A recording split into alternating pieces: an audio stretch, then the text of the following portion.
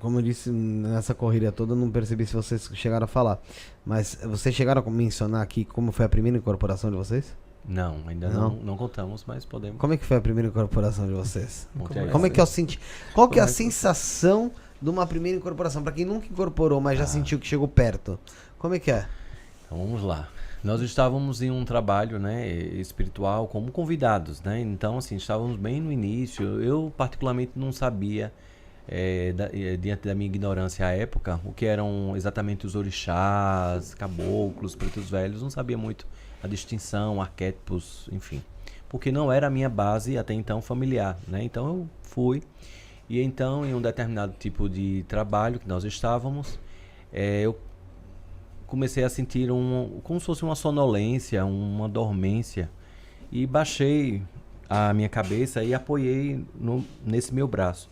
E eu percebi que esse braço esquerdo começou a se movimentar sozinho. E aí eu, assim, meu Deus, ou eu estou muito maluco, né? Que eu estou tendo a sensação do braço estar mexendo sozinho, sem estar mexendo, ou não sei o que está acontecendo. E aí depois veio uma coisa muito forte e tirou, assim, é como se tivesse desligado uma válvula, assim, um interruptor. E depois, quando eu voltei para mim, o dirigente espiritual, né, da época disse assim: meu irmão, o que foi que aconteceu?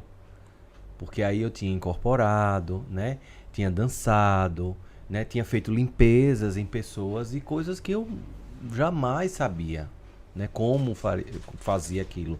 E a sensação era, eu me lembro que o meu coração, ele batia bem acelerado, e aí eu dizia assim: meu Deus, o que é isso que está acontecendo comigo? Porque não é algo comum você perder as suas faculdades ali, né, mesmo que seja temporariamente. Mas e fora que eu não sabia nem que eu tinha aquela habilidade, né? Então foi assim uma descoberta. E aí aos poucos, né, o dirigente espiritual assim: olha, agora é preciso que você estude, que você venha frequentar, né, cada vez mais aqui a casa, para que você possa compreender o processo. E aí eu fiquei com duas sensações: ok, eu preciso ter a disciplina de trilhar isso, mas eu fiquei com medo também de que toda vez que eu fosse ali na gira, que eu passasse por aquela mesma situação. Então a pessoa fica um pouco apreensiva. Então essa sensação, né, do coração batendo, né, esse peso, esse sono, essa sonolência, né, e no início do campo mediúnico do meu, era muito inconsciente. Então assim, as manifestações eram muito inconscientes. Depois apagava e depois eu perdia a noção de tempo, do que fazia, do que, enfim. E aí depois, diante da educação mediúnica, foi ficando semi-consciente. Então eu tinha noção que eu estava em pé, eu tinha noção que eu estava caminhando, apesar de eu não ter o domínio do que eu estava fazendo.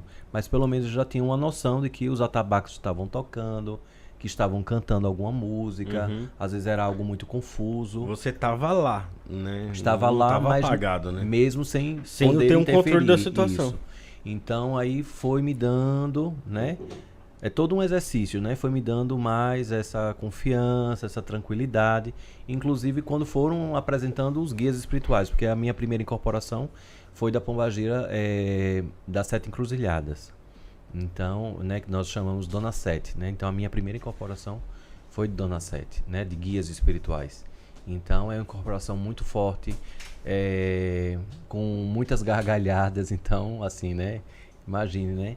Ali fazer as limpezas. Então já foi uma falange de Exus, né? Que veio ali comigo. Então, assim, algo bem forte, né? Para iniciar logo uma jornada mediúnica. E sendo que eu nem sabia, né? Até então não tinha nem tido nenhum indício que algo poderia acontecer. E enquanto isso, paralelamente, no mesmo dia, na mesma noite, Fábio estava passando pela mesma situação, só que eu não tinha noção porque eu estava também no meu processo. Isso, e comigo também foi Pai Benedito de Aruanda.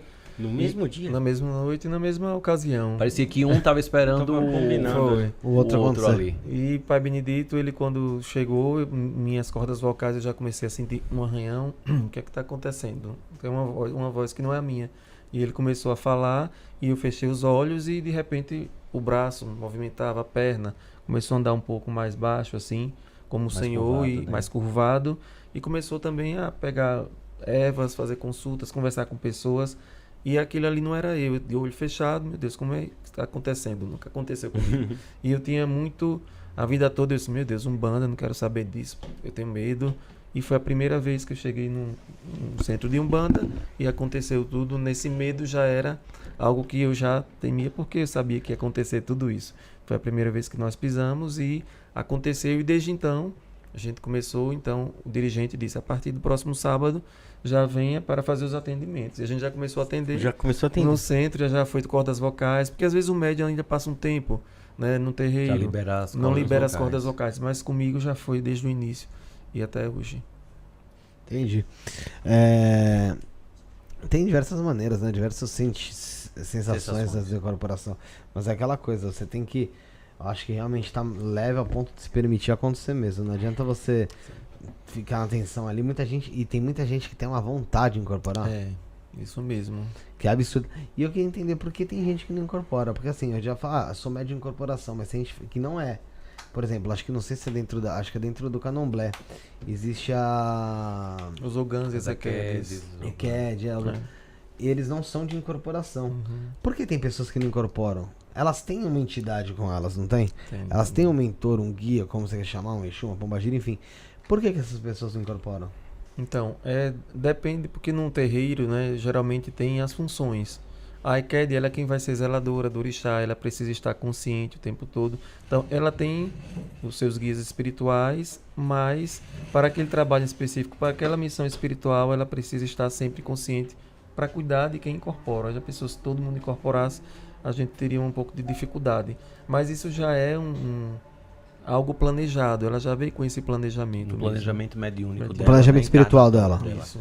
Isso. Entendi. E os Ogãs da mesma forma também, né? Os Ogãs também, eles não incorporam. E aí esse assunto, né? Os Ogãs são aqueles que tocam os atabaques, né? Esse assunto é muito importante porque às vezes coloca, às vezes faz até um ranking, né? Então quem incorpora é um médium melhor do que quem não incorpora. Mas nós precisamos amadurecer que existem funções, existem necessidades dentro das giras e o poder intuitivo dos Ogãs e das Ezequedes são extraordinários, né? Altíssimo, né? O poder intuitivo. Então a Eked, ela não incorpora, ela gerencia ali uma gira, ela presta todos os auxílios necessários, mas a intuição dela, os Ogãs, eles recebem pontos, eles recebem, Isso. né?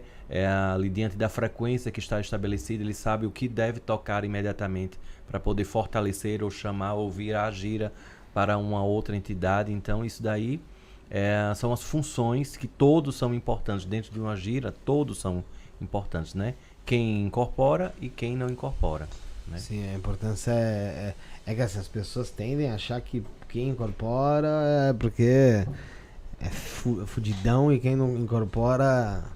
Foi o escolhido, né? O eleito. E não é, né? não é assim, né? A gente sabe, todo mundo tem seu trabalho, tem o seu ponto de ajuda e é necessário o trabalho de cada um. Não tem como negar isso, né?